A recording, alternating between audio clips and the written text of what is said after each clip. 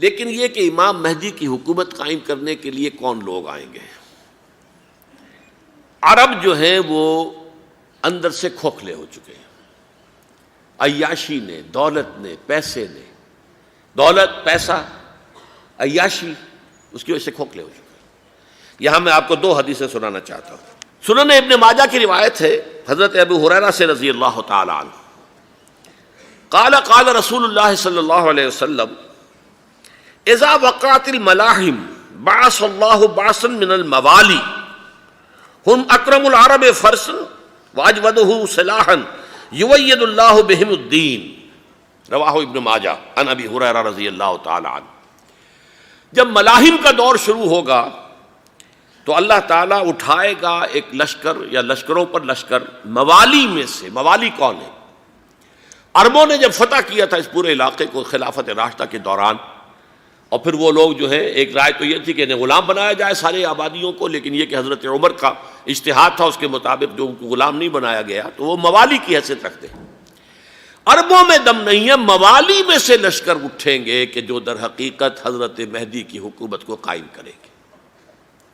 دوسری حدیث سنیے، عن عبداللہ ابن الحارث رضی اللہ تعالی عنہ، اور یہ ابن ماجہ کی روایت ہے، قال قال رسول اللہ صلی اللہ علیہ وسلم یخرج الناس من المشرق فیوطئون للمہدی یعنی سلطانہ، لشکر نکلیں گے، لوگ آئیں گے مشرق سے، اور وہ حضرت مہدی کی حکومت کو جمائیں گے اور قائم کریں گے۔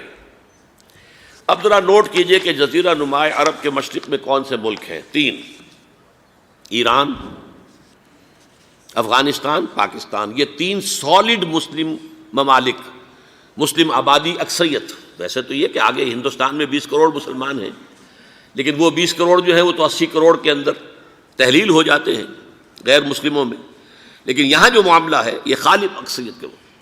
ان میں سے ایران کا معاملہ جہاں تک ہے، نمبر ایک یہ کہ وہ شیعہ عقائد کے حصار میں بند ہے، اس سے ادھر ادھر ہونا اس کے لیے ممکن نہیں۔ حدیث میں یہ بھی آتا کہ اصفہان سے 70,000 یہودی دجال کا ساتھ دیں گے۔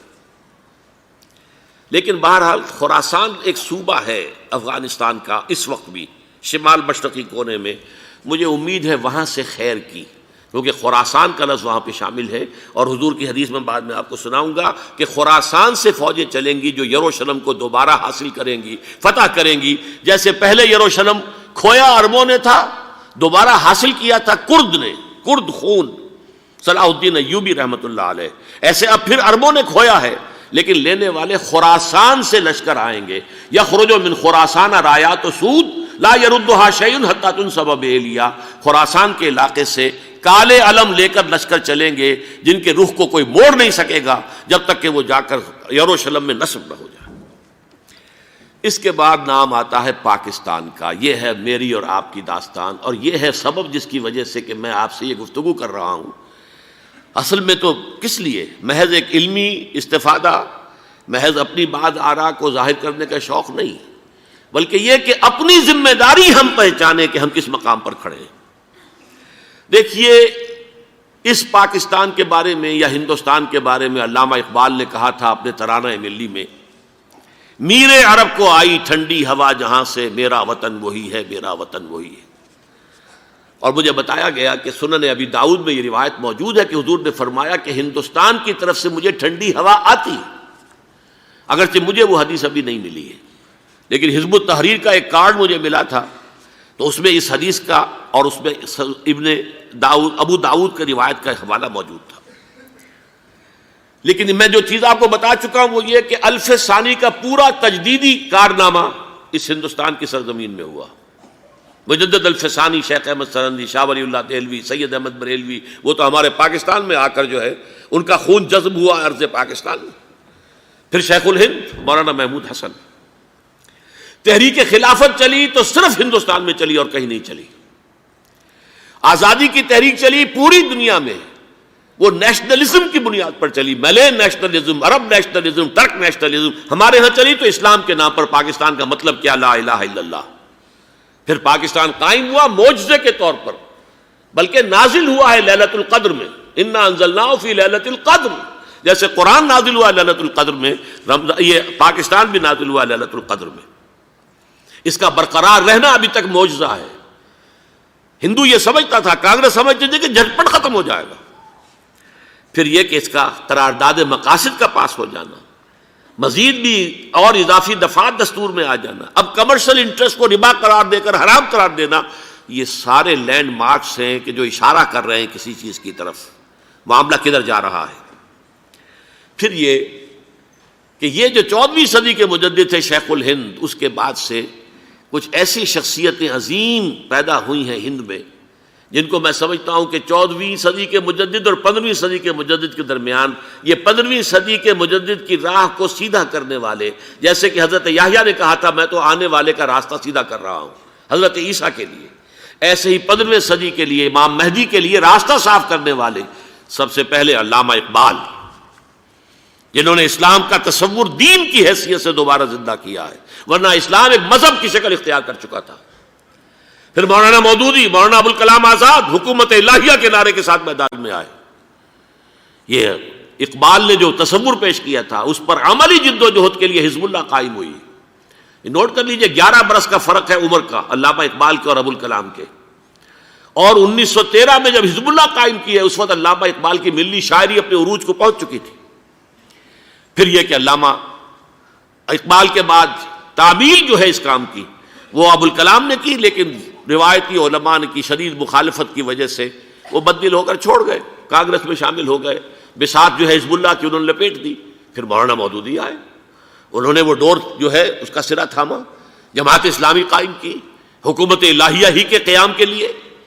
اگرچہ میرے نزدیک یہ کہ وہ انتخابی اور ایک قومی سیاست کی ایک جماعت بن کر پاکستان میں جو ہے دلدل میں پھنس گئی ہے، اب ہم اس کی کوشش کر رہے ہیں، تنظیم اسلامی اور یہ تحریک خلافت جس کے تحت یہ جلسہ ہو رہا ہے، یہ ساری چیزیں وہ ہیں کہ آپ کو سوائے پاکستان کے اور کہیں نہیں ملیں گی پوری دنیا میں۔ معلوم ہوتا ہے کہ پاکستان کو بہت بڑا رول پلے کرنا ہے اس میں، اور اس کے ساتھ اب جمع کر لیجئے افغانستان کی عمارت افغانستان، اسلامی عمارت افغانستان قائم ہو چکی ہے۔ یہ پچھلے 20 سالوں میں جو کچھ وہاں ہوتا رہا ہے اس سے پہلے تصور نہیں ہو سکتا تھا۔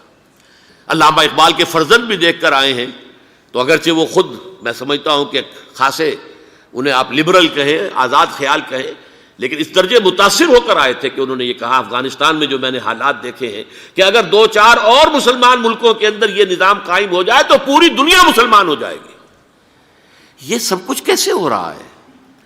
یہ آنے والے دور کی جھلکیاں ہیں۔ Coming events are casting their shadows before. یہ سب بتا رہے ہیں کہ پاکستان افغانستان کو مل کر اس میں کوئی عظیم رول پلے کرنا ہے۔ اور اس کے ضمن میں اب میں علامہ اقبال کے بارے میں آخری بات کہہ رہا ہوں۔ علامہ اقبال کے بارے میں عام یہ خیال ہے، انہوں نے اپنے خطبات میں مہدی کا اور نزول مسیح کا، حالانکہ میں کل پڑھ رہا تھا مولانا سید احمد اکبر آبادی رحمۃ اللہ علیہ کا ایک مقالہ ان کا کہ علامہ اقبال نے ابن خلدون کے بارے میں یہ کہا ہے کہ مہدی کا اور نزول عیسیٰ کا دونوں کا انہوں نے انکار کیا ہے، حالانکہ ابن خلدون نے نزول عیسیٰ کا انکار نہیں کیا، صرف مہدی کا انکار کیا ہے۔ بہرحال علامہ اقبال نے خطبات میں انکار کیا ہے، لیکن یہ کہ اپنی شاعری کے اندر میں چیلنج کرتا ہوں کسی بڑے سے بڑے اقبال شناس کو، ان کا یہ شعر ذرا سنیے: خضر وقت از خلوت دشت حجاز آید بروں، کارواں زی وادی دور و دراز آید بروں۔ خضر وقت، امام وقت، رہنمائے وقت، قائد وقت، خلوت دشت حجاز، حجاز کی صحرا کی کسی خلوت گزینی سے نکل کر باہر آئیں گے۔ میں حیران ہوتا ہوں علامہ کے اس فکر پر اور اس مصرے پر۔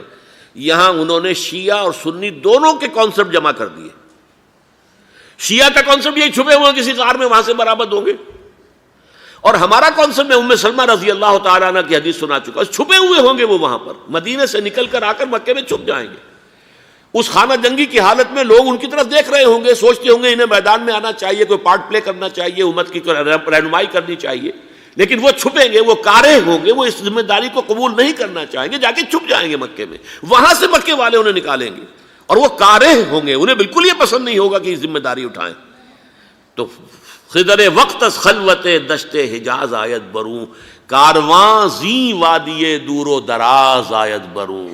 کارواں جو چلے گا ان کی مدد کے لیے اس وادی دور و دراز، اس عظیم وادی دور و دراز، یہ وادی سندھ ہے۔ وادی سندھ جو ہے ہم سمجھتے ہیں کہ صرف یہ پاکستان اور پنجاب جو ہے یہ اس میں شامل ہے، سندھ اور پنجاب نہیں، افغانستان کا پورا مشرقی علاقہ اس میں شامل ہے۔ جیسے دریائے جہلم سندھ میں جا رہا ہے، جیسے دریائے گلگت سندھ میں آ کر ملتا ہے، جیسے دریائے چناب اور راوی اور جہلم اور یہ سب جا رہے ہیں اور آ رہے ہیں، اسی طرح دریائے کابل کہاں سے آ رہا ہے، دریائے گومل کہاں سے آ رہا ہے، ٹوچی کہاں سے آ رہا ہے، یہ سارا جو ہے ڈرین جو ہو رہا ہے ایسٹرن جو ہے پارٹ آف افغانستان، یہ سب وادی ہے۔ اس وادی کے یہ دو حصے ہیں، ایک حصہ جو ہے یہ ادھر پاکستان میں ہے اور اسی وادی کا دوسرا حصہ جو ہے وہ افغانستان میں ہے۔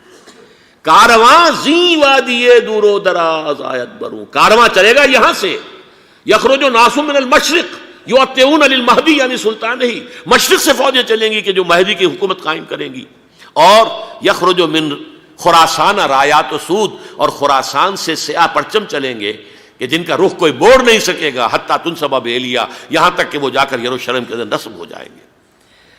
حضرات، میں ایک میری گفتگو کا حصہ باقی تھا لیکن میں اسے چھوڑ رہا ہوں، اس لیے کہ گلوبلائزیشن جو اس کی ہوگی، جو خلافت علی منہاج النبوہ کی تجرید کامل حضرت مہدی کے ہاتھوں عرب میں ہوگی، اس سے پہلے اس کے لیے محنت، کوشش، جد و جہد پاکستان اور افغانستان میں ہو چکی ہوگی جو اسے سپورٹ کرے گی اور وہاں جا کر حکومت قائم کرے گی۔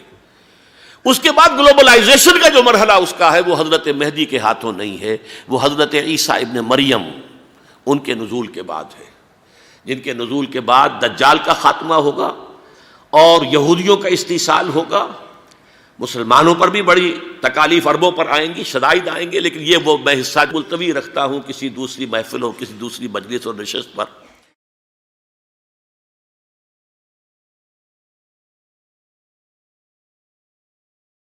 Like, comment, and subscribe.